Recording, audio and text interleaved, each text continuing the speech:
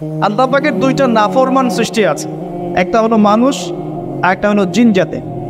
এই দুটোই সবচেয়ে নাফরমান সৃষ্টি। ওইদিকে আমি পরে আসছি। সাগর কি শেখায়? বিনয়ী হতে শেখায়, কারণ সে অনেক শক্তিশালী, সে অনেক শক্তিশালী এবং প্রচুর সম্পদে ভরা। এই সাগর এই পুরো এলাকার বা পুরো দেশের কোটি কোটি মানুষের রিজিকের উৎস। এই সাগর, তার ভিতরে আল্লাহ রিজিক আছে, সম্পদ আছে। অনেক সম্পদে পরিপূর্ণ থাকার পরেও সাগর খুব শান্ত, তার মধ্যে খুব উদ্ধত অহংকারী আচরণ দেখা যায়। ঠিক আল্লাহর জ্ঞানী মানুষরা সমুদ্রের মতো হয়, তাদের ভিতরে অনেক জ্ঞান থাকে, কিন্তু তারপরেও তারা শান্ত থাকে, বিনয়ী থাকে। আর যাদের ভিতরে সম্পদ কম তাদের লাফালাফি বেশি। কথা বুঝতে পারছেন? সাগর এত শক্তিশালী হওয়া সত্ত্বেও আপনি তার সামনে গিয়ে দাঁড়ালে সে আপনার পা ধুয়ে দেয়।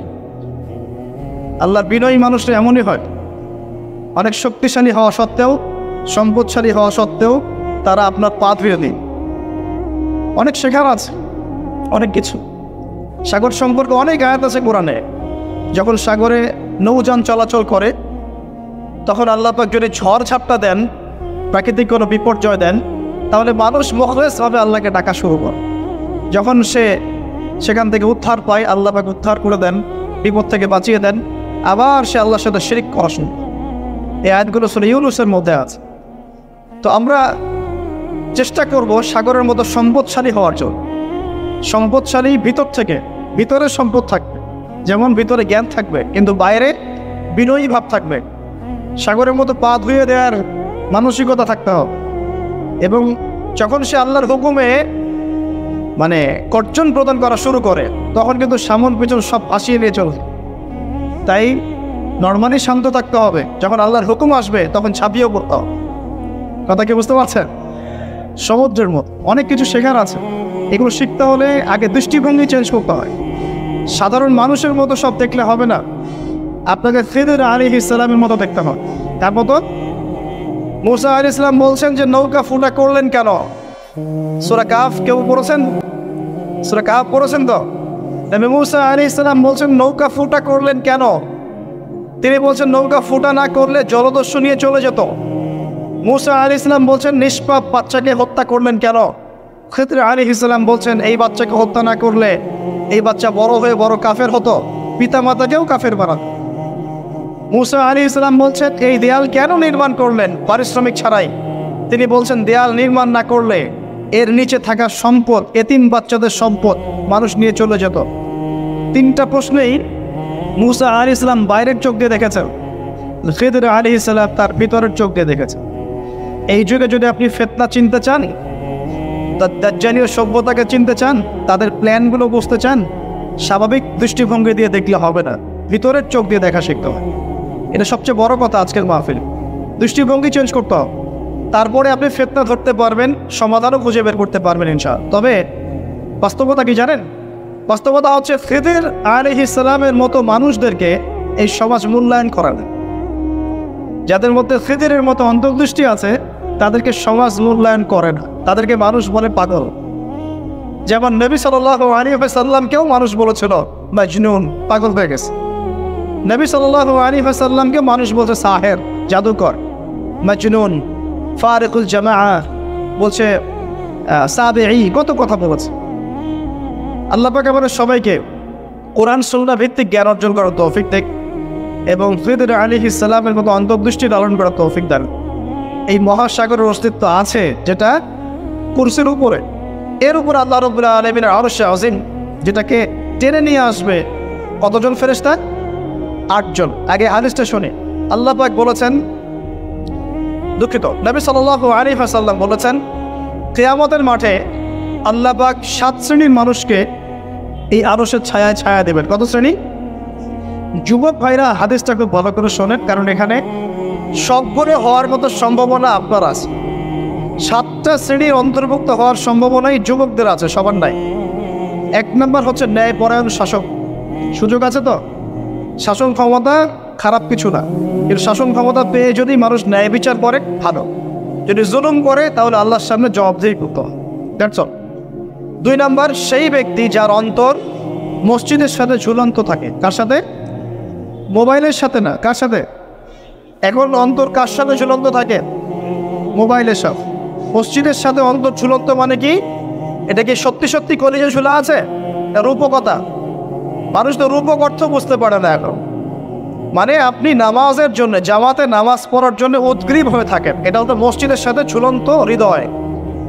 এরপর সেই ব্যক্তি, সেই যুবক যে তার যৌবনকালটা আল্লাহ পাকের ইবাদতে কাটিয়ে দিয়েছে, সুযোগ আছে না? আছে কি নাই? যুবকদের সুযোগ আছে কি নাই? 4 নাম্বার, সেই ব্যক্তি বা সেই দুই ব্যক্তি যারা একে অপরকে আল্লাহর জন্য মহব্বত করে। বয়ফ্রেন্ড গার্লফ্রেন্ড ট্রেডিশন বলা হচ্ছে না, বয়ফ্রেন্ড গার্লফ্রেন্ডের হারাম জেনার ভালোবাসা বলা হচ্ছে না। কি বলা হচ্ছে? দিনের জন্যে, আল্লাহর জন্যে দুজন পরস্পরকে ভালোবাসে, আল্লাহর জন্যেই বিচ্ছেদ করে। 5 নাম্বার, সেই ব্যক্তি যাকে, যুবক ভাই শোনেন ভালো করে, সেই ব্যক্তি যাকে কোনো সুন্দরী নারী জেনার জন্যে ডাকে, সুন্দরী উচ্চ বংশের কোনো মেয়ে নিজেই জেনা করার জন্য ডাকে, কিন্তু যুবক বলে আমি আল্লাহকে ভয় করি, ইন্নী আখাফুল্লাহ, আমি আল্লাহকে ভয়। এরকম যুবক আছে এখনো বাকি সমাজে? এখন তো ইচ্ছা করেই মানুষ জেনা করে। এখন তো জেনা এত সহজ, মানুষ 1000, 1500, 2000 টাকা দিয়ে জেনা করতে পারে। এই সমাজে জেনা সহজ, বিয়ে হয়েছে কঠিন। এই সমাজে জেনাটা সহজ হয়ে গেছে, বিয়েটা কঠিন হয়ে গেছে। এই জন্য বিয়ের ঝামেলা অনেকে যেতে চায় না। জেনা করেই তো আমি যা উদ্ধার করার করছি। বিয়ে করলে খাওয়াতে হবে, নিজের পায়ে দাঁড়াতে হবে, এই লাগবে সেই লাগবে, সুবহানাল্লাহ। কিন্তু প্রিয় ভাই মনে রাখবেন, যদি আপনি জেনা থেকে বেঁচে থাকতে পারেন, আল্লাহ পাক আপনাকে সাক্ষাৎ মৃত্যুর হাত থেকেও বাঁচাতে পারেন। এটা আমি এমনি এমনি বলি নাই, দলিল দিচ্ছি। জেনা এমন একটা পাপ, যেই পাপ থেকে যদি কোনো যুবক নিজেকে বাঁচাতে পারে, মৌতের হাত থেকেও বাঁচাতে পারবে ইনশাআল্লাহ। কিভাবে? 3 বন্ধু যাচ্ছে রাস্তা দিয়ে, হঠাৎ করে ঝড়, বন্ধু 3 জন ঢুকে গেল গুহার মধ্যে। কিসের মধ্যে? গুহায়, যে পাহাড়ি এলাকায় আপনারা থাকেন যারা, গুহার মধ্যে। হঠাৎ করে পাহাড়ের পাথর দিয়ে গুহার মুখটা বন্ধ হয়ে গেল। এখন খোলার কোনো অপশন নাই। সবাই বলছে এখন 3 জন, এখন তো আমরা বের করতে পারবো না। সবাই সবার নেক আমলের ওসিলা দিয়ে আল্লাহর কাছে দোয়া কর। কিসের ওসিলা দিয়ে? নেক আমলের ওসিলা দিয়ে দোয়া করতে হয়। হাদিস, মৃত মানুষকে ওসিলা করে তার জন্যে নজর মানত জবাই করে দোয়া করতে হয়। নিজের নেক আমলের ওসিলা দিয়ে আল্লাহর কাছে দোয়া করতে হয়। আল্লাহ পাক এখন দোয়া শুনলেন। একজন বলছে আমি আমার পিতা মাতাকে খুব খেদমত করতাম, তাদেরকে দুধ পান না করে দুধ পান করাতাম না, নিজেও করতাম না, ছেলে থেকে করাতাম না। আল্লাহ এই কাজটা তোমার ভালো লাগলে আজকে গুহার মুখ থেকে পাথর সরিয়ে দাও। পাথর একটু সরে গেল। পাথর আল্লাহর কথা শোনে কিনা? শোনে না? সবাই আল্লাহর কথা শোনে। আগুন আল্লাহর কথা শোনে কিনা? ইব্রাহিমের জন্য আগুন ঠান্ডা হয়ে যায় নাই? আচ্ছা, তারপরে আরেকজন দোয়া করছে, আল্লাহ আমার এক কর্মচারী ছিল, তার বেতন বাকি ছিল, সে বেতন না নিয়ে চলে গেছে, আমি সেই বেতনটা দিয়ে কিছু গবাদি পশু কিনেছি। আস্তে আস্তে গবাদি পশু বেড়েছে, অনেক দিন পর সে এসেছে টাকা চাওয়ার জন্য। তা আমি বলেছি সবই তোমার, সব নিয়ে চলে। সে বলেছে আপনি কি ফাইজলামি করতেছেন আমার সাথে? আমার টাকা আমাকে দেয়। না, তোমার টাকা দিয়ে আমি এটা কিনেছিলাম, আজকে বংশবৃদ্ধি হয়েছে, সব তোমার, নিয়ে যাও। সে নিয়ে গেল। সে বলছে আল্লাহ এই কাজ যদি তোমার সন্তুষ্টির জন্য করে থাকি, আজকে আমাকে বাঁচাও, পাথর একটু সরে গেল। এবার তৃতীয় ব্যক্তি, এই ছেলে বলছে, যুবক ছেলে, আল্লাহ আমার একজন চাচাতো বোন ছিল। কে ছিল? এই যে বয়ফ্রেন্ড গার্লফ্রেন্ড, খালাতো বোন, চাচাতো বোন। এখন তো বিচ্ছিরি অবস্থা। এখন এমন একটা অবস্থা, পশ্চিমা সভ্যতার রিপোর্টগুলো পড়ে দেখি, ভাইও বোনের সাথে জেনা করে না। ওদের ওখানে নিজের আপন পিতার দ্বারাও মেয়ে সেক্সুয়াল হ্যারাসমেন্টটা শেখাও। ওরা আমাদেরকে শেখায় এখন ভালো কোনটা মন্দ, আর আমরাও আমাদের মাথাটা কবে যে বিক্রি করে দিলাম। ওদের কাছ থেকে ভালো মন্দ শিখতে হচ্ছে, কোরআন সুন্নাহ বাদ দিয়ে ওদের কাছ থেকে ভালো মন্দ শিখতে হচ্ছে। তো চাচাতো বোনকে সে খুব ভালোবাসতো, তাকে সে পেতে চাইতো, মানে তার সাথে সেক্সুয়াল সম্পর্ক করতে চায়, সোজা কথা বল। এখন সেই মেয়েকে অনেক প্রস্তাব দেয়, সেই মেয়ে রাজি হয় না। শেষে বলে যদি আমাকে 1000 বা 100 স্বর্ণ মুদ্রা দিতে পারো, দিনার, তাহলে আমি তোমার সাথে সেক্স করবো, মানে জেনা করবো। নাউজুবিল্লাহ। তো সেই ছেলে অনেক কষ্ট করে এই টাকাগুলো বা এই দিনারগুলো অর্জন করে, কামাই করে, দিন রাত পরিশ্রম করে, ঠিক আপনারা যেমন করছেন না। তো এরপর সে তার স্বর্ণ মুদ্রা দেয়, দিয়ে বলে যে এখন আমাকে আমার কাজ করতে দাও। তখন সেই মেয়ে রাজি হয়। ঠিক যে মুহূর্তে তারা সেক্সুয়াল সম্পর্কটা করবে, ঠিক ওই মুহূর্তেই এই মেয়ে বলে ওঠে, হে আল্লাহর বান্দা, আল্লাহকে ভয় দাও। আমি সারা জীবন আমার সতীত্বকে ধরে রেখেছি, কাউকে দেইনি। আমি কারোর সাথে এরকম অন্যায় করি নাই। আমি খারাপ মেয়ে নই। তুমি আমার ইজ্জতটা নষ্ট করো না। কে বলছে কথা? মেয়ে। ওই অবস্থা থেকে কি একটা ছেলের উঠে আসা সম্ভব? এটা কি এতটাই সহজ? এটা কিন্তু সহজ না। সত্যি কথা বলতে এই বিষয়টা কিন্তু এতটাও সহজ না। যারা অবিবাহিত তারা হয়তো বুঝতে পারবে না, বিবাহিতরা বুঝতে পারছে। তো ওই অবস্থা থেকে সেই টাকাগুলো না নিয়ে সেই স্বর্ণমুদ্রা মেয়েকে দিয়ে ওখান থেকে সেই ছেলে উঠে আসে আল্লাহর ভয়ে। সে এখন গুহার মধ্যে আটকা পড়েছে, আল্লাহকে বলছে, আল্লাহ ওই দিন ওই কাজ যদি তোমার সন্তুষ্টির জন্য করে থাকে, আজকে আমাকে মৃত্যুর হাত থেকে বাঁচাও। সমস্ত পাথর তপ করে সরে গেল। এটা কিন্তু কোনো গাল গল্প না, এটা বনু ইসরাইলের ঘটনা, সত্য ঘটনা। এই হাদিস থেকে আমি আপনাকে দলিল দিচ্ছি যে যদি জেনার মতো পাপ থেকে আমি সরে আসতে পারি, সাক্ষাৎ মৌত থেকে আল্লাহ বাঁচাতে পারে। প্রিয় ভাই, সেই যুবক আরো সে ছায়া ছায়া পাবে যে তার যৌবনকালটাকে আল্লাহর পথে কাটিয়েছে, এবং যাকে কোনো সুন্দরী মেয়ে জেনার জন্য আহ্বান করে, সে বলে আমি আল্লাহকে ভয় করব। আমরা তওবা করি, আমরা কোনো প্রকার জেনার পাবে যাব না। যদি হারাম কোনো সম্পর্ক থেকে থাকে, আজকেই এই নাম্বার ডিলিট করে ফেলতে হবে। আল্লাহ পাক তৌফিক দেন। ডিলিট করার আগে আবার ফোন করে বলেন না যে আজকে থেকে আর কথা বলবেন, তাহলে এই কথা আর কোনোদিন শেষ হবে না। একবারই বন্ধ, ডিসকানেক্টেড। কার জন্যে? আল্লাহর জন্যে। এবং এটা করার পরে আল্লাহকে বলতে হবে, আল্লাহ শুধু তোমার ভয়ে এবং তোমার সন্তুষ্টি পাওয়ার জন্যে আমি জেনা থেকে বেরিয়ে আসলাম। আল্লাহ তুমি আমাকে হেদায়েত দাও, ঈমান দাও, আমল দাও, এবং তোমার রাস্তায় আমাকে বেহিসাব রিজিক দাও। এবং নেককার কুমারী, নেককার প্রেমময়ী, তাকওয়াবান, মুত্তাকি একজন স্ত্রী আল্লাহ তুমি আমাকে দান করো। ইনশাআল্লাহ আল্লাহ পাক আপনাকে দান। আল্লাহ পাক দান। আল্লাহ পাকের জমিন প্রশস্ত, আল্লাহর হাত প্রশস্ত। আল্লাহর হাতকে সংকীর্ণ মনে করবেন না, আল্লাহর জমিনকে সংকীর্ণ মনে করবেন না। আল্লাহ পাক যাকে ইচ্ছা বেহিসাব রিজিক দিতে পারে। ইচ্ছা আল্লাহ পাক আমাদের সবাইকে বেহিসাব রিজিক দান করেন বলি আমিন। আর কে? আর সেই ব্যক্তি যে এত গোপনে দান করে, যার বাহাত জানে না ডান হাত কি দান করেছে। যার বাহাত জানে না ডান হাত কি দান করেছে। আমাদের মতো নয় যে 10,000 টাকা দান করলে সবাইকে না জানানো পর্যন্ত ঘুম হচ্ছে না, এমন নয়। দান এমন গোপনে করে যে তার বাহাত জানে না ডান হাত কি দান করছে। আল্লাহ পাক আমাদের সবাইকে গোপনে দান করার তৌফিক দেন। এর মানে এই না যে প্রকাশ্যে দান করা যায় না, প্রকাশ্যেও দান করা যায়। অন্যকে উৎসাহিত করার জন্যে প্রকাশ্যেও দান করা যায়, কিন্তু গোপন দান আল্লাহর কাছে অনেক বেশি পছন্দের। আর 7 নম্বর সেই ব্যক্তি যে নীরবে নিভৃতে গোপনে আল্লাহর কথা স্মরণ করে কাঁদে এবং তার চোখ দিয়ে অশ্রু প্রবাহিত হয়। এই 7 শ্রেণীর মানুষকে আল্লাহ পাক কিয়ামতের মাঠে আরশের ছায়া দিবে ইনশাআল্লাহ। আমরা কি পেতে চাই? আল্লাহ পাক এই আরশ সবার আগে সৃষ্টি করেছেন। তারপর কি সৃষ্টি করেছেন? কলম। কে? কলম সৃষ্টি করে আল্লাহ পাক বলেছেন উক্তুব, লিখো। কলম বলছে মায়দা একটুব, আমি কি লিখবো? আল্লাহ বলছেন কিয়ামত পর্যন্ত যা হবে সব লিখো। লাউহে মাহফুজে কলম লেখা শুরু করেছে, কিয়ামত পর্যন্ত যা হবে সব লেখা হয়ে গেছে। অতএব রিজিক নিয়ে আপনার টেনশন করার কোনো দরকার নেই। যা লেখা হয়েছে পাবেন ইনশাআল্লাহ। যদি হালাল পথে চান হালাল পথে পাবেন, হারাম পথে চাইলে হারাম পথে। আপনি যা তাকদিরে আছে এর বাইরে আপনি কিছু পাবেন, যতই চেষ্টা করেন। আল্লাহ পাক আমাদের সবাইকে তাকদির নিয়ে সন্তুষ্ট থাকার তৌফিক দান করুন। এরপর আল্লাহ পাক এই মহাবিশ্ব সৃষ্টি করেছেন 7 আকাশ, 7টা মহাবিশ্ব। কয়টা? 7টা, মাত্র 6 দিনে। কয় দিনে? 6 দিনে। ফি সিত্তাতি আইয়াম, 6 দিনে। আল্লাহ পাকের একদিন কিন্তু আমাদের দিনের মতো নয়। সূরা মাআরিজের মধ্যে আছে আল্লাহ পাকের একদিন আমাদের 50,000 বছরের সমান। কত হাজার বছর? 50,000 বছর। কিয়ামতের মাঠটাও হবে, ওই দিনটাও হবে 50,000 বছর। ওই 50,000 বছরের সমপরিমাণ দিনে কেউ যদি পিপাসার্ত না থাকতে চায়, হাউজে কাউসারের পানি চায়, সে যেন কোনো বেদাতি আমল না করে, নবীর সুন্নতের উপর থাকে। ইনশাআল্লাহ নবী সাল্লাল্লাহু আলাইহি ওয়াসাল্লাম তাকে হাউজে কাউসারের পানি পান ইনশাআল্লাহ।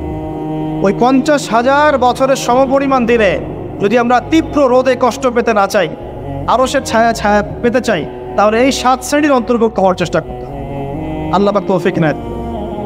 এখন এই মহাবিশ্ব সৃষ্টি করার পর আল্লাহ পাক সব কাজ বুঝিয়ে দিলেন, প্রত্যেকের কাজ প্রত্যেককে বুঝিয়ে দিলেন। কার কি কাজ? সূর্য কি তার কাজ ফলো করছে কি করছে না? চাঁদ তার কাজ পালন করছে করছে না? এই গ্রহ নক্ষত্র তারকাগুলো তাদের কাজ কি করছে না করছে না? সবাই যার যার কাজ পুঙ্খানুপুঙ্খরূপে করছে। যারা সায়েন্স বোঝেন তারা বুঝবেন, যদি সূর্য যদি 1 বিঘত দূরে চলে যায়, তাহলে পৃথিবীর অনেক বড় অংশ বরফে আচ্ছাদিত হয়ে যায়। যদি সূর্য 1 বিঘত কাছে চলে আসে, পৃথিবীর তাপমাত্রা বাড়বে, খরা হবে, পৃথিবী উর্বর থাকবে না, পৃথিবী মরুভূমি হয়ে যেতে পারে। তো মহাবিশ্বের প্রতিটা সৃষ্টি আল্লাহ পাকের আদেশ পালন করে চলে। শুধু 2টা সৃষ্টি করে না। কেন করে না সামনে আসছে। এবার আল্লাহ পাক অন্যান্য মাখলুক সৃষ্টি করেছেন, এবং পৃথিবীর জন্য আল্লাহ পাক জিন জাতি সৃষ্টি করেছেন। কোন জাতি? জিন জাতি। পৃথিবী আগে না জিন আগে? বলেন। আগে পৃথিবী। জিন জাতিকে সৃষ্টি করে আল্লাহ পাক পৃথিবীতে থাকার সময় দিয়েছিলেন। তারা তাই করেছিল, আজকের মানুষরা যাই করছে। তারা আল্লাহ পাকের বিরুদ্ধাচরণ করা শুরু করেছে। আল্লাহ পাক তাদেরকে ধ্বংস করে দিয়েছে। তবে একজনকে রেখে দেওয়া হয়েছে। কাকে? তার নাম হচ্ছে ইবলিস। কি নাম? ইবলিস। সে আল্লাহর বড় আবেদ ছিল। আল্লাহর ইবাদত করতে করতে করতে সে এমন একটা মর্যাদা পেয়ে যায় যে ফেরেশতাদের উপরে আল্লাহ পাক তাকে মর্যাদা দিয়ে দিচ্ছে। ফেরেশতাদের সর্দার বাড়িয়ে দেওয়া হয়েছে। কাকে? ইবলিস। আচ্ছা, এবার পৃথিবী কিন্তু তার জায়গায় আছে। পৃথিবী কিন্তু ধ্বংস হয়ে যায় নাই। পৃথিবী আগে সৃষ্টি করা হয়েছে, ওটা তার জায়গায় আছে। অনেক দিন পর, অনেক দিন বলতে কতদিন আল্লাহ ভালো জানেন, আমরা জানি না। কত লক্ষ বছর, কত কোটি বছর আল্লাহ ভালো জানেন, আমরা জানি না। আমরা জানি সূরা দাহরের 1 নম্বর আয়াত আল্লাহ বলছেন, হাল আতা আলাল ইনসান হিনুম মিনাদ দাহর লাম ইয়াকুন শাইআন মাযকুরা।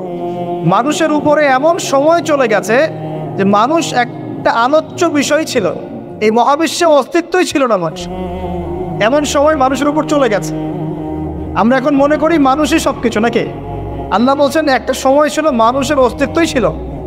আল্লাহ পাক বহুদিন পরে এবার ফেরেশতাদেরকে ডাকলেন, ডেকে বলছেন, ওয়াইজ ক্বালা রাব্বুকা লিল মালাইকা ইন্নী জাইলুন ফিল আরদি খলিফা। হে আমার ফেরেশতারা, আমি ওই জমিনে, পৃথিবীতে, আরদে আমি আমার খলিফা পাঠাতে চাই। কি চাই?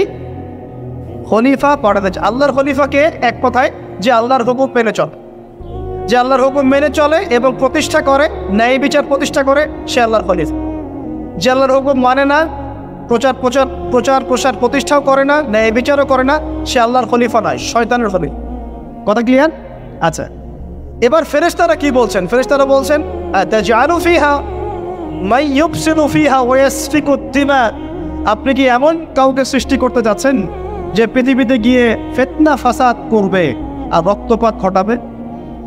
কয়টা কাজ করবে? 2টা। ফিতনা ফাসাদ করবে, রক্তপাত ঘটাবে। আজকে সারা দুনিয়ায় মানুষ ফিতনা করছে কি না? পরিবেশ বিপর্যয় করছে, পলিটিক্সে ফিতনা, ইকোনমিক্সে ফিতনা, সমাজে ফিতনা, কালচারে ফিতনা, এখন এডুকেশনেও ফিতনা, সবখানেই ফিতনা। তো এইটাই ফেরেশতারা বলেছিলেন যে মানুষ ফিতনা সৃষ্টি করবে। আর কি করবে? রক্তপাত ঘটাবে। সারা বিশ্বে রক্তপাত ঘটাচ্ছে কি না মানুষ? ঘটাচ্ছে না? এই তো প্রথম বিশ্বযুদ্ধে কত মানুষ মারা গেছে? 3 থেকে 4 কোটি। 3 থেকে 4 কোটি। নবী সাল্লাল্লাহু আলাইহি ওয়াসাল্লাম এবং সাহাবীরা যত যুদ্ধ করেছেন ইসলামের জন্য, সবগুলো যুদ্ধের পরিসংখ্যান মিলালে 10,000 মানুষও মারা যায় না। 10,000ও না। আর তোমাদের শুধু প্রথম বিশ্বযুদ্ধেই 3 থেকে 4 কোটি মানুষ মারা গেছে। সেকেন্ড ওয়ার্ল্ড ওয়ারে মারা গেছে 7 থেকে 8 কোটি মানুষ।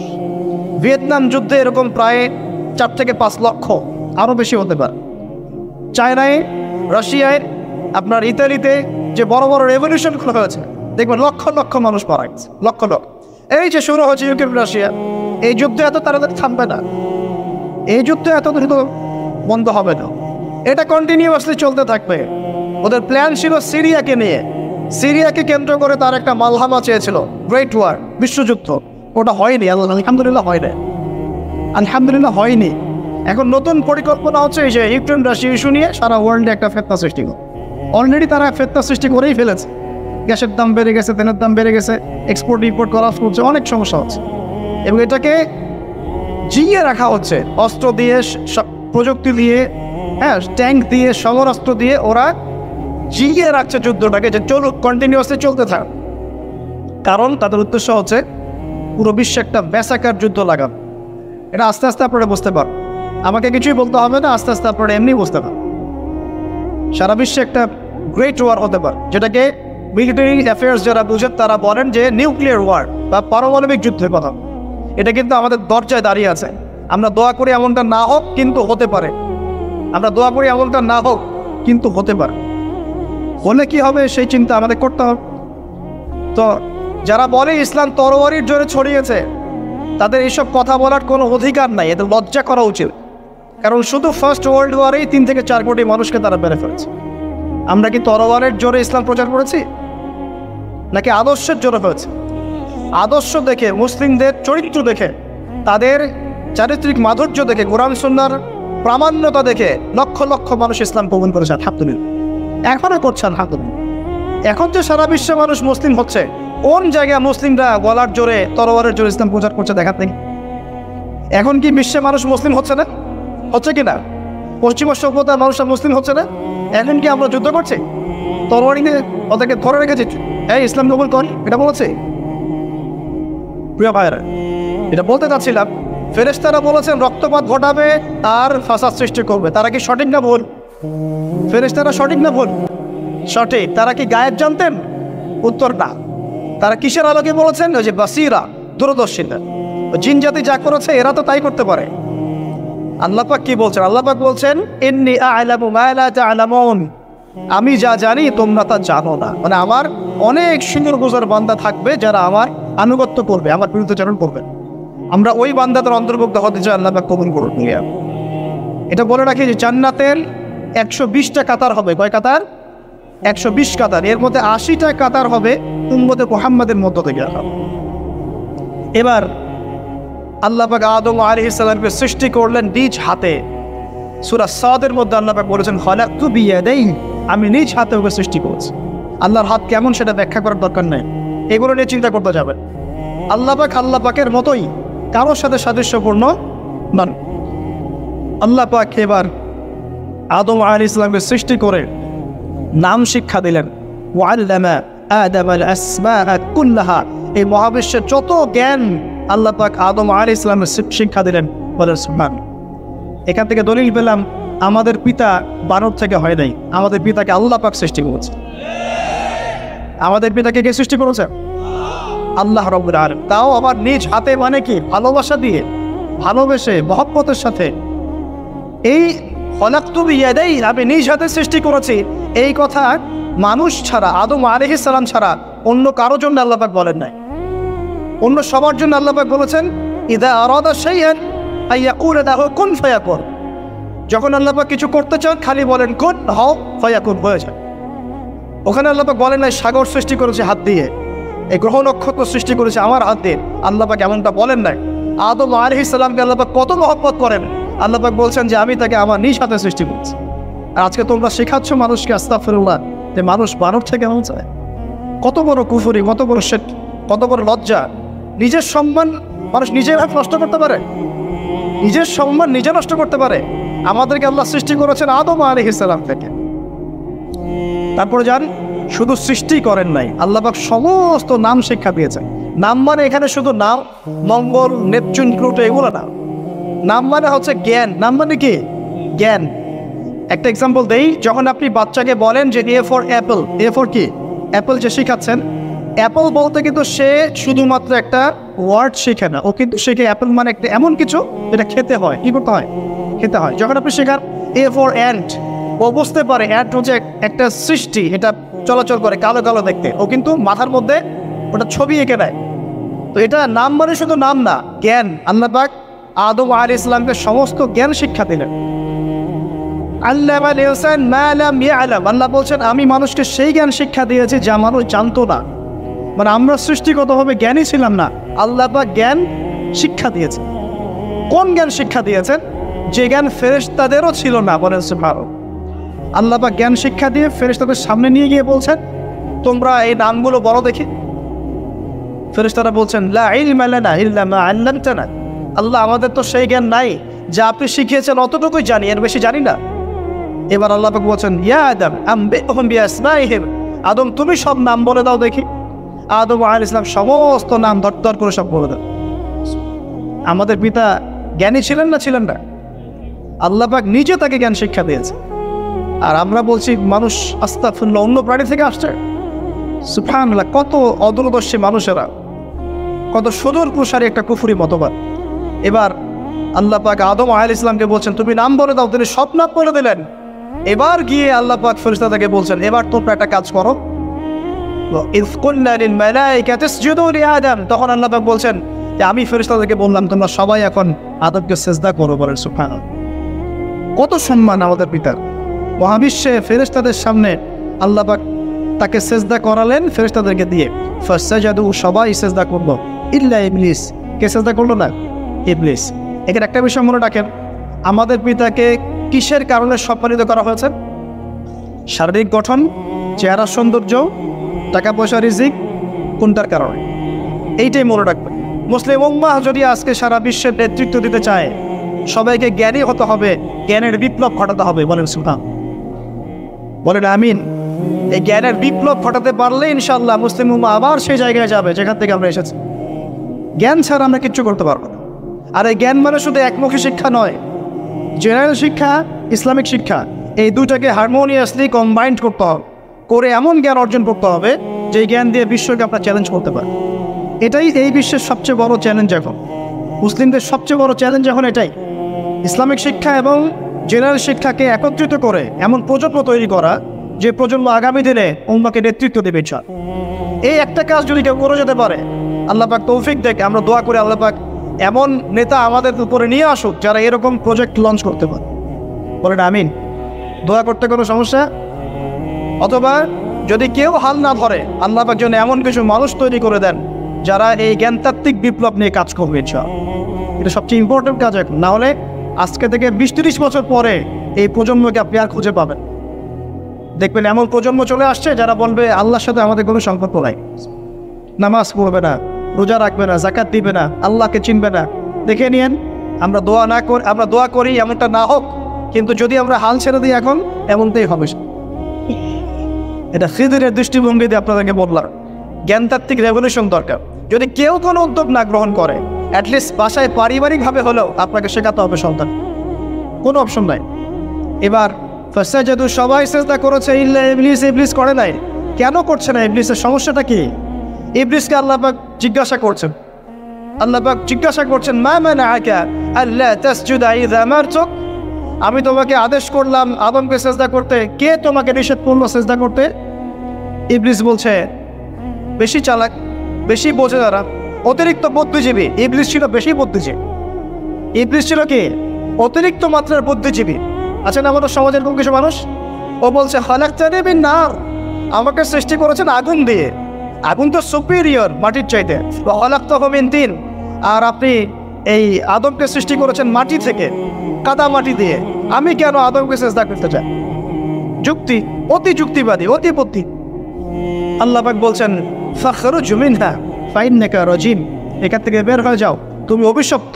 ফাইন্না আলাইকা লা'নাতা ইলা ইয়াউমিদ্দিন, আমার আদেশ লঙ্ঘন করার কারণে কিয়ামত পর্যন্ত তোমার উপর লানত, অভিশাপ বসবে। আল্লাহ পাক তাড়িয়ে দিলেন, একদম থ্রোন অ্যাওয়ে। আমরা বলি না আউযু বিল্লাহি মিনাশ শাইতানির রাজিম, রাজিম শব্দের মানে হচ্ছে বিতাড়িত, থ্রোন অ্যাওয়ে, কার্সড, যাকে অভিশাপ করা হয়েছে।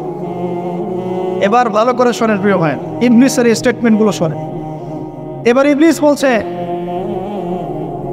রব্বি আনজিরনি ইলা ইয়াউমি ইউবআসুন, এই স্টেটমেন্টটা ভালো করে শোনেন। ইবলিস বলছে রব্বি, হে আমার রব।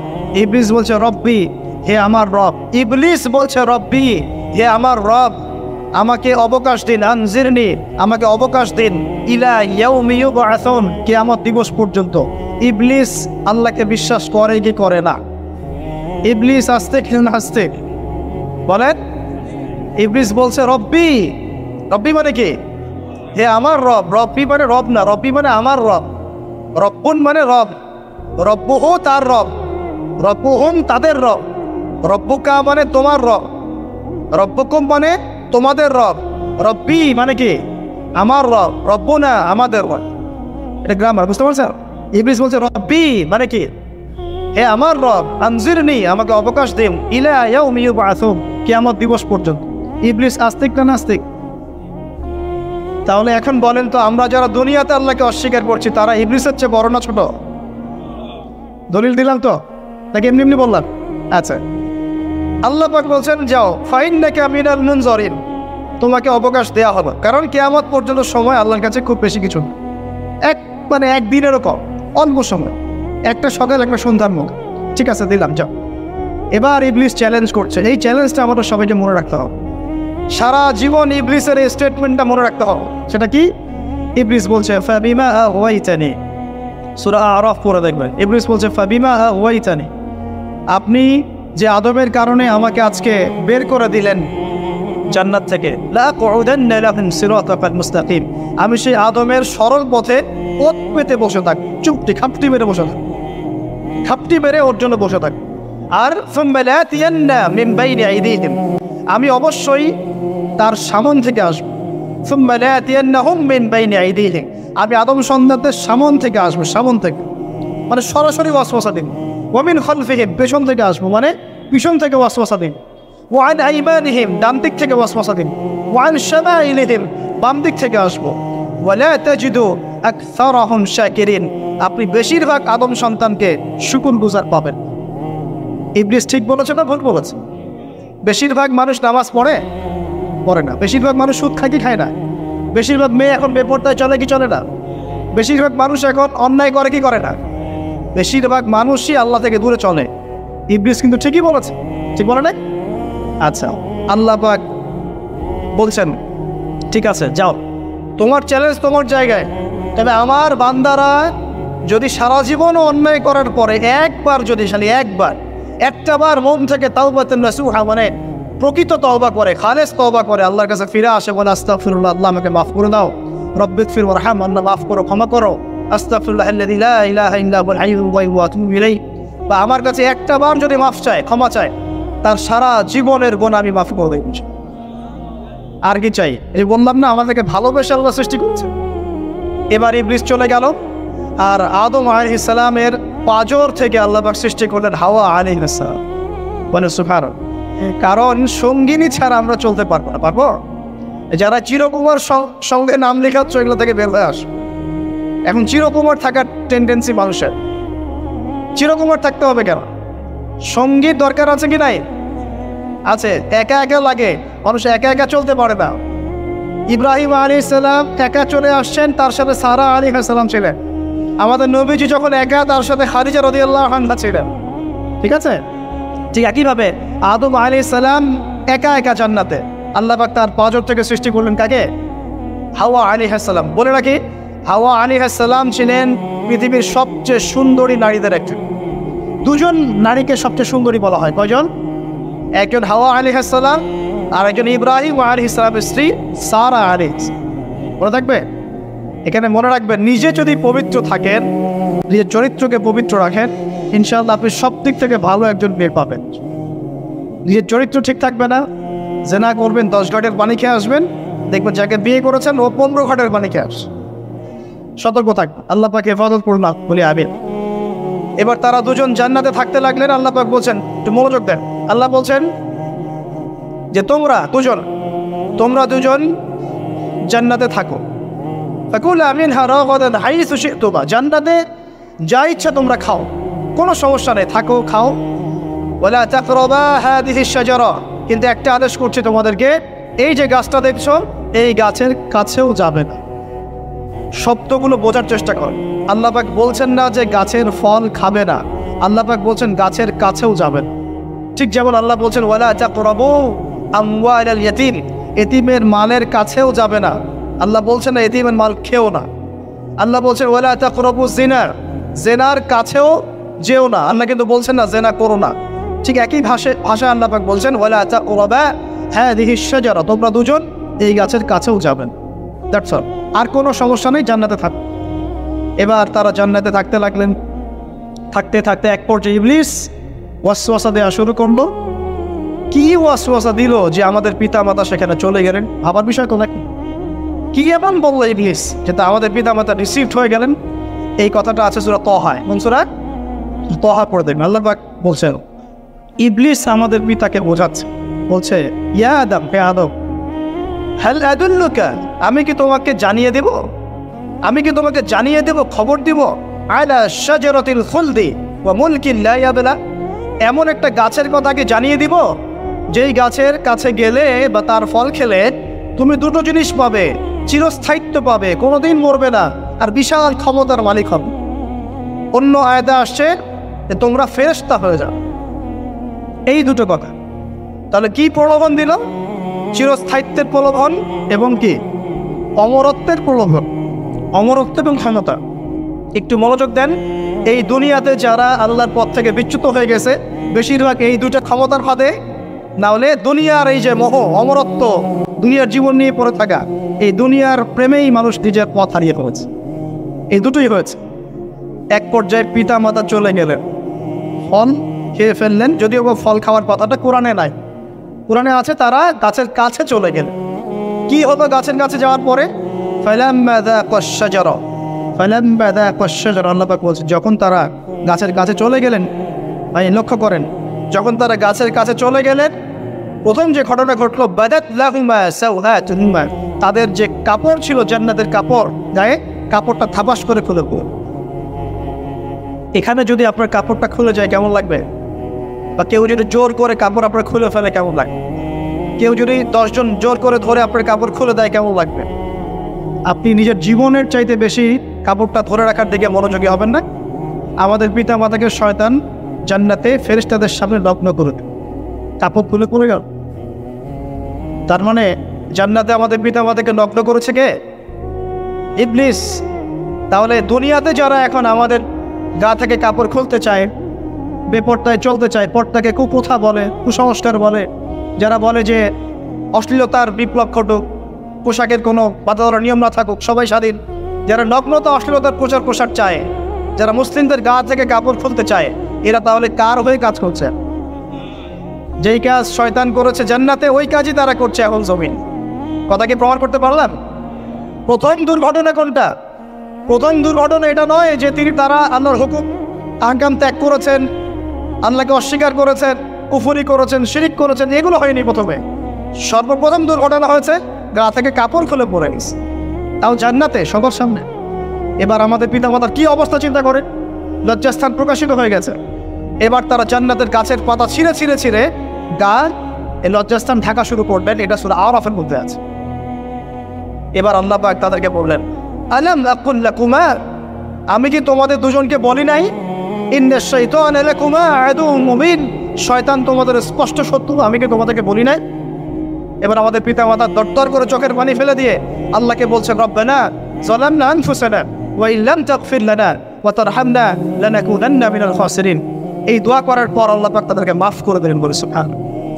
কিন্তু জান্নাতে আর থাকা হলো না, জান্নাতে আর থাকা হলো না। আমরা অনেকে মনে করি এই ঘটনার কারণে হয়তো আল্লাহ পাক তাদেরকে নামিয়ে দিয়েছেন, এই কথাও ঠিক না। কেন ঠিক না? কারণ আল্লাহ পাক দুনিয়া সৃষ্টি করেছেন আগে, আর আল্লাহ আগেই মানুষ সৃষ্টি করার আগেই আল্লাহ পাক বলেছেন দুনিয়াতে আমার খলিফা পাঠাবো। তার মানে দুনিয়াতে যে আদম আলাইহিস সালামকে পাঠাতে হবে এটা আগে থেকেই লেখা ছিল, এটা পরীক্ষা। এবার নামিয়ে দিচ্ছেন আল্লাহ পাক, কুল নাহবিতু মিনহা জামিআ, তোমরা সবাই এখন নেমে যাও। কে কে নেমে যাও? আদম, হাওয়া, ইবলিস সব নেমে যাও। কোথায় নেমে যাও? দুনিয়াতে নেমে যাও। ফাইম্মা ইয়াতিয়ান্নাকুম মিন্নী হুদান, দুনিয়াতে তোমাদের কাছে আমার পক্ষ থেকে হেদায়েত আসবে। কি আসবে? হেদায়েত মানে আল্লাহর কিতাব এবং নবী রাসূল আসবে। ফামান তাবিআ হুদায়া, যারা আমার হেদায়েতকে মেনে চলবে, ফালা খাউফুন আলাইহিম ওয়ালা হুম ইয়াহজানুন, তাদের কোনো টেনশন নাই, কোনো ভয় নাই। যে জান্নাত থেকে এসেছো ওখানেই ফিরে আসবে ছাড়। কিন্তু ওয়াল্লাযীনা কাফারু ওয়া কাযযাবু বিআয়াতিনা, যারা আমার আয়াতকে মিথ্যা প্রতিপন্ন করবে, অস্বীকার করবে, ফাউলাইকা আসহাবুন নার, এরা হবে জাহান্নামের অধিবাসী। হুম ফিহা খালিদুন, তারা সেখানে ওই শয়তানের সাথে চিরস্থায়ী। এই দর্শনটা কি সহজ না কঠিন? দুনিয়াতে যাচ্ছ যাও, এই দুনিয়ার জীবন চিরস্থায়ী নয়, নির্দিষ্ট টাইম দেওয়া হয়েছে। এখানে মাতাউল ইলাহিন, এখানে নির্দিষ্ট সময়ের জন্য তোমাদেরকে রিজিক দেওয়া হবে, আবাসস্থল দেওয়া হবে, স্ত্রী সন্তান বাড়ি গাড়ি সব দেওয়া হবে, তবে এটা চিরস্থায়ী নয়। এখানে হেদায়েত আসবে, কোরআন সুন্নাহ আসবে, আল্লাহর ওহী আসবে, নবী রাসূল আসবেন। তোমরা যদি এই ওহী মেনে চলো, নবী রাসূলের আনুগত্য করো, আবার সেই জান্নাতে ফিরে আসবে ইনশাআল্লাহ, কোনো টেনশন নাই, কোনো ভয় নাই। কিন্তু যদি এই দুনিয়ার সংক্ষিপ্ত জীবনে শয়তানের তাবেদারি করা শুরু করো, তাহলে শয়তানের সাথেই পরকালে জাহান্নামে থাকতে হবে, জান্নাতে যাওয়া হবে। এই হলো পরীক্ষা। এবার আমরা দুনিয়াতে নেমে আসলাম, তার মানে আমরা এই দুনিয়ার বাসিন্দা ছিলাম না জান্নাত থেকে আসছি? দুইটা বিষয় একদম স্পষ্ট। আমাদের পিতা হচ্ছেন আদম আলাইহিস সালাম, যিনি বানর ছিলেন না, মানুষ ছিলেন, এক। আর দুই নাম্বার, আমরা এই দুনিয়াতে বিবর্তনবাদের মধ্য দিয়ে আসি নাই, সরাসরি জান্নাত থেকে আসছি। আল্লাহ পাক আদম আলাইহিস সালামকে জান্নাত থেকে দুনিয়াতে পাঠিয়েছে, জান্নাত থেকে সরাসরি দুনিয়াতে পাঠিয়েছে। বরং কোরআন এর উল্টা কথা বলেছে। কি কথা? কোরআন সূরা বাকারায় বলছে একটা জাতি ছিল, তার নাম বনু ইসরাঈল। কি নাম? এই বনু ইসরাঈলের মধ্যে একটা দলকে আল্লাহ পাক বলেছিলেন শনিবারের দিনে মাছ ধরবে না। কি বলেছেন? শনিবারে, এই যে সাগর আছে আপনাদের মনে করেন, এই শনিবারে মাছ ধরবেন।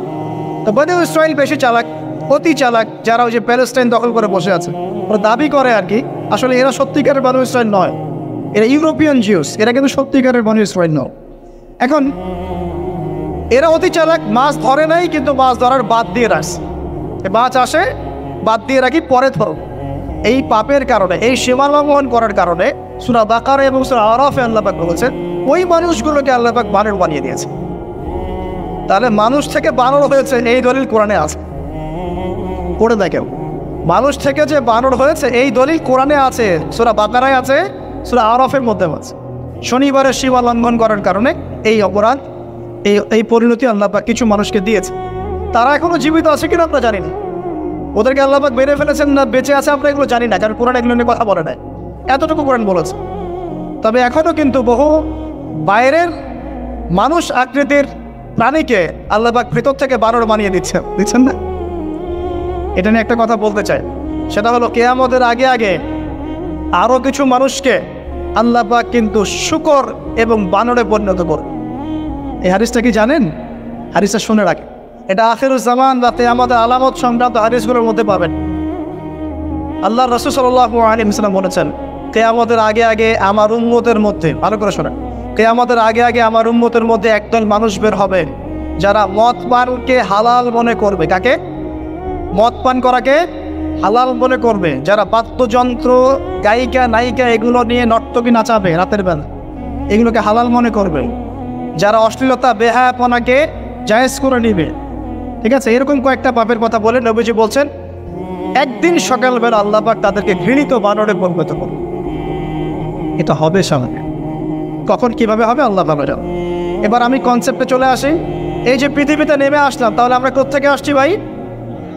আমরা কি পৃথিবীর অধিবাসী ছিলাম? আমরা জান্নাতে ছিলাম, ওখান থেকে আল্লাহ পাক পাঠিয়েছে। এবার পৃথিবীতে এসে আদম আলাইহিস সালামের যুগে খুব একটা দুর্ঘটনা ঘটে নাই, একটা ঘটেছে। কয়টা? একটা। ভাই হাবিলের কুরবানি কবুল হয়, কাবিলের অন্তর্দাহ হয়, জ্বালা হয়।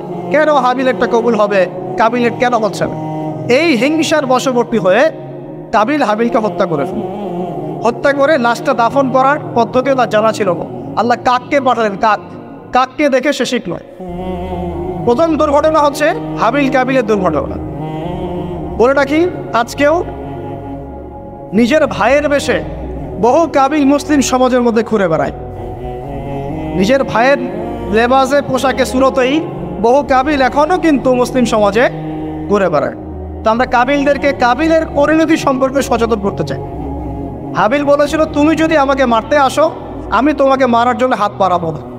হাবিল জান্নাতে যাবে আর কাবিল জাহান্নামে যাবে। কেন কাবিল জাহান্নামে যাবে? নবীজি বলেছেন পৃথিবীর প্রথম হত্যাকাণ্ড সংগঠিত করেছে কাবিল। এ কারণে পৃথিবীতে যত খুন হবে সমস্ত খুনের পাপের একটা অংশ কাবিলের আমল নামায় যোগ করা হয়। বলে না, একটা কথা মনে রাখবেন, সদকায়ে জারিয়া যেমন আছে, গুনাহে জারিয়াও আছে। একটা মদের দোকান দিয়েছেন, যত মানুষ মদ খাচ্ছে সমস্ত গুনার একটা অংশ আপনার কাঁধে আসছে। সিনেমা হল করেছে, মানুষ সারাদিন নেকটা ছবি দেখে, নগ্ন ছবি দেখে, যত মানুষ এখানে পাপ করবে সমস্ত পাপের একটা অংশ আপনার কাঁধে যায়। আবার একটা মাদ্রাসা করেছে, যত মানুষ এখানে দিনই ইলম শিখবে এই নেকির একটা অংশ আপনি পাবেন। মরে গেলেও কবরে পাবেন। এটি আল্লাহ পাক আমাদের সবাইকে সদকায়ে জারিয়া করার তৌফিক দেয়, গুনাহের জারিয়া থেকে বাঁচিয়ে রাখুন। খুব খেয়াল রাখবেন, আল্লাহ পাক আমাদের হেফাজত করুন বলি আমি। এবার ওই যুগ শেষ, নূহ আলাইহিস সালামের যুগ। এ যুগে আল্লাহর একই সুন্নত। নূহ আলাইহিস সালাম 950 বছর দাওয়াত দিলেন, 40টা বা 80টা পরিবার ইসলাম কবুল করেছে, বাকিরা করেন। যারা করে নাই আল্লাহ পাক তাদেরকে ডুবিয়ে মারলেন, যারা করেছে আল্লাহ পাক উদ্ধার করলেন। সোজা কথা। আজকে সারা পৃথিবীতে যত মানুষ আমরা বেঁচে আছি না, আমরা কোনো না কোনোভাবে ওই 80 পরিবারের সদস্য। আমরা ভাই ভাই, ভাবনা ওই ফ্যামিলি 80 ফ্যামিলির অন্তর্ভুক্ত। কীরকম করে? নূহ আলাইহিস সালামের 4 সন্তান ছিল। কয় সন্তান? এক সন্তানের নাম হচ্ছে হাম। কি নাম? হাম। হাম ছিল একটু কালো বর্ণের। হামকে দিয়ে আফ্রিকার কন্টিনেন্টে যত মানুষ দেখছেন ব্ল্যাক স্কিনের, কালো স্কিন, এরা সবাই হামের বংশধর। মজা না বিষয়টা? মানুষের অস্তিত্ব পৃথিবীতে, ইতিহাস, এগুলো খুব ইন্টারেস্টিং টপিক। ইতিহাস পড়তে থাকলে আপনি ডুবে যাবেন।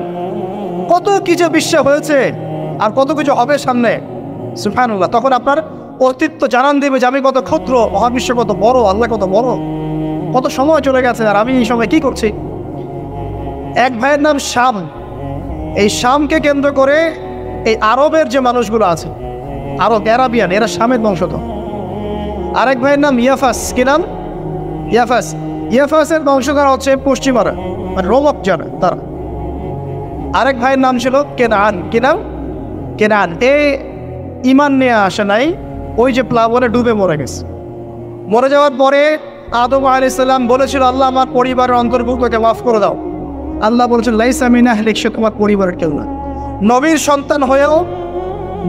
সন্তান হওয়ার পরেও ইমান না আনার কারণে সে জাহান্নামে গেছে। আর আমরা আর কি এমন মানুষ, অমুক আলেমের সন্তান, অমুক বক্তার সন্তান, হ্যাঁ, অমুক পীরের নবাবজাদা, অমুক তমুক, এইসব বড়াই করে লাভ নেই। আমল, আকিদা, ইমান যদি ঠিক না থাকে, আমাদের বংশ পরিচয় আমাদেরকে বাঁচাতে পারে, আমাদের দেশ, জাতীয়তাবাদ, বর্ণ বাঁচাতে পারে। যার যার কবরে তাকে যোগাও। নিজের আমল নিয়ে ফিকির কর, নিজের কবর নিয়ে ফিকির কর, অন্যের দিকে চোখ দেওয়া বন্ধ করেন, আগে নিজের কবরে ফিকির কর। আল্লাহ পাক সবাইকে তৌফিক এনায়েত করুন।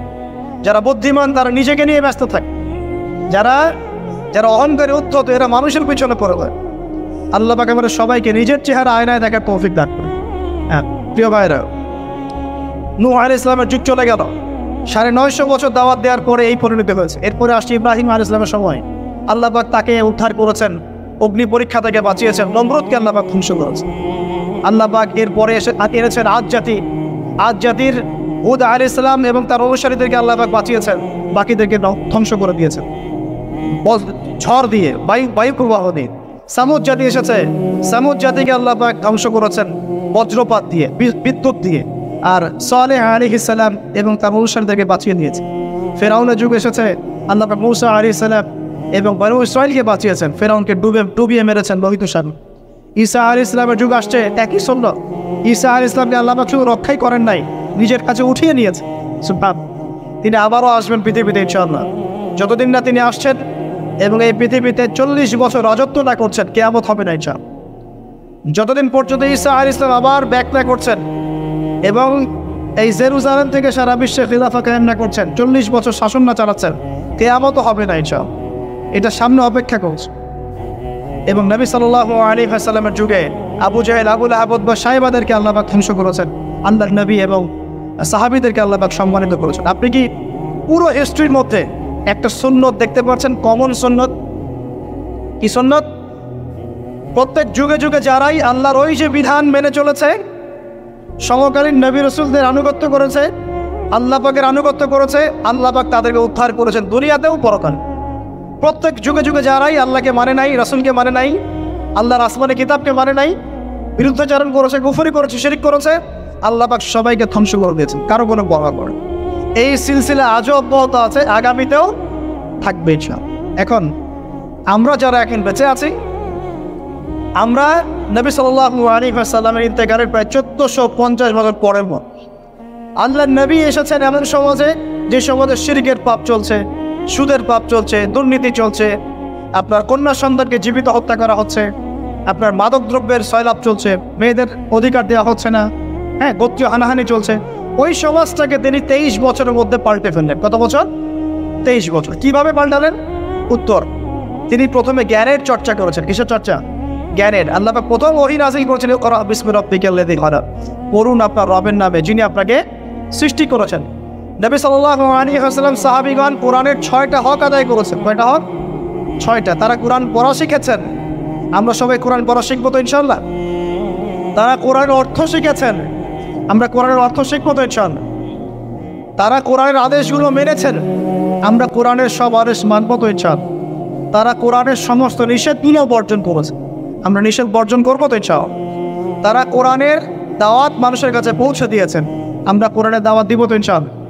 এবং 6 নাম্বার, তারা কোরআনের বিধানগুলোকে বাস্তবায়ন করেছে। আমরাও বাস্তবায়নের চেষ্টা করবো তো ইনশাআল্লাহ। এই 6টা হক আদায়ের ফলে 23 বছরের ব্যবধানে জাহেলি মক্কা একদম সোনালী মক্কায় পরিণত হয়েছে। 23 বছর পরের মক্কায় আপনি কোনো সুদ পাবেন, কোনো শিরক পাবেন, কোনো মূর্তি পূজা পাবেন, কোনো মেয়ের অবমাননা পাবেন, কোনো জেনা, কোনো ব্যভিচার, কোনো ধর্ষণ, কিচ্ছু পাবেন? 23 বছর পরের মক্কায় কোনো পাপ পাবেন। কিভাবে সমাজ পরিবর্তন হলো? এই কোরআনের হক আদায়ের মধ্য দিয়ে হয়েছে, নবীর সুন্নাত প্রতিষ্ঠার মধ্য দিয়ে হয়েছে। এরপর কি থেমে গিয়েছিল? উত্তর না। এরপর আবু বকর সিদ্দিকের যুগ এসেছে। প্রায় 2 থেকে 2.5 বছর তিনি শাসন কার্য চালিয়েছেন। ওই যুগে কি মানুষ আবার খারাপ হয়ে গিয়েছিল? উত্তর না, বরং ইসলাম আরও বেগবান হয়েছে আলহামদুলিল্লাহ। এরপর এসেছে ওমর রাদিয়াল্লাহু আনহুর যুগ। কত বছর? প্রায় 10 বছর। কত বছর? 10 বছর। এই 10 বছরে কি মুসলিমরা আবার খারাপ হয়ে গিয়েছিল? ওমর রাদিয়াল্লাহু আনহুর কোর্টের মধ্যে কি প্রতিদিন কেস আসতো? সারা বছরে একটা কেসও আসতো না। মানুষ এত ভালো ছিল, সারা বছরে একটা কেসও আসতো। বরং যারা রাষ্ট্রীয় পর্যায়ে দায়িত্বশীল ছিল তারা এসে বলতো যে আমাদের ভাতাগুলো বন্ধ করে দেন, বসে বসে বেতন নিব কেন, কোনো তো কেসই আসে না, বসে থাকতো কেন? এরকম সমাজ ছিল। একজন ব্যক্তি খুঁজে পাওয়া যেত না যে নামাজ পড়ে না, একজন মুসলিম পাওয়া যেত না যে জাকাত দেয় না সামর্থ্য থাকলে, এমন মুসলিম খুঁজে পাওয়া যেত না যে কোরআন পড়তে জানে না, হাদিসের চর্চা করে না, যে দাওয়াতি কাজ করে না, যে আল্লাহর মধ্যে দাওয়াতে জিহাদে আত্মনিয়োগ করে না, এমন মুসলিমই খুঁজে পাওয়া। এরপরে আসলো উসমান রাদিয়াল্লাহু আনহুর যুগ। ওই যুগে ফিতনা শেষের দিকে সৃষ্টি হওয়া শুরু হয়। কোন বিষয়কে কেন্দ্র করে? কোরআন সংকলনকে কেন্দ্র করে ফিতনা সৃষ্টি হলো। আতাতায়ীদের, বিদ্রোহীদের হাতে উসমান রাদিয়াল্লাহু আনহুকে নির্মমভাবে শাহাদাত বরকত হয়েছে। তিনি প্রায় 12 বছর শাসন কার্য চালিয়েছেন। ইসলাম আরও এগিয়ে গেছে। এরপর এসেছে আলী রাদিয়াল্লাহু আনহুর যুগ। আলী রাদিয়াল্লাহু আনহুর খেলাফতে ওই উসমান রাদিয়াল্লাহু আনহুর ঘটনাকে কেন্দ্র করে, হত্যাকাণ্ডকে কেন্দ্র করে মুয়াবিয়া রাদিয়াল্লাহু আনহু এবং আলী রাদিয়াল্লাহু আনহুর মাঝখানে একটা ব্যাটল, একটা যুদ্ধ হয়ে গেছে। এর নাম হলো সিফফিনের যুদ্ধ। কিসের যুদ্ধ? সিফফিন। যাই হোক, এক পর্যায়ে আলী রাদিয়াল্লাহু আনহুকে এরকম বিদ্রোহীদের হাতে, খারেজিদের হাতে শহীদ হতে হয়। বলেন ইন্না লিল্লাহি ওয়া ইন্না ইলাইহি রাজিউন। তারপরে হাসান রাদিয়াল্লাহু আনহু অল্প কয়েকদিন শাসন কার্য চালান। তারপর উম্মার ঐক্যের খাতিরে তিনি তার শাসন কার্যের ভারটাকে মুয়াবিয়া রাদিয়াল্লাহু আনহুর হাতে সুপুর্দ করে দেন, যা ছেড়ে দিলেন। মুয়াবিয়া রাদিয়াল্লাহু আনহুর সময় থেকে উমাইয়াদের শাসন শুরু হয়। উমাইয়ারা শাসন করেছে প্রায় 132 হিজরি পর্যন্ত। কত হিজরি? 132 হিজরি পর্যন্ত, প্রায় 92 ইয়ার্স, 92 বছর তারা শাসন করেছে। এই সময় ইসলাম আরও এগিয়ে গেছে, পিছিয়ে যায় নাই। ফিতনা এসেছে, দমন করা হয়েছে। মুসলিমরা বীর দর্পে বিশ্বের বুকে শাসন কার্য চালিয়েছে। এরপর এসেছে আব্বাসীয়দের খেলাফত। জাব নদীর যুদ্ধে উমাইয়াদের পরাজয়ের পরে আব্বাসীয়রা ক্ষমতায় আসে।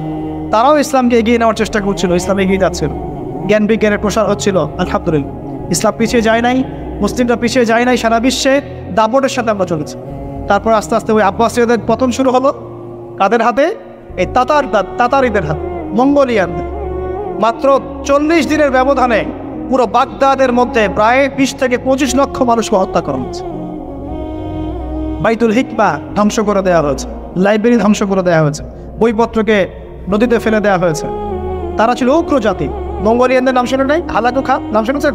চেঙ্গিস খান, হালাকু খান নাম শুনে নাই? ওদের হাতে মুসলিমদের ব্যাপক দমন পীড়ন সহ্য করতে হচ্ছে। এভাবে যুগে যুগে তারপর ক্রুসেডাররা আসছে। ক্রুসেড 1টা 2টা 3টা ক্রুসেড হচ্ছে।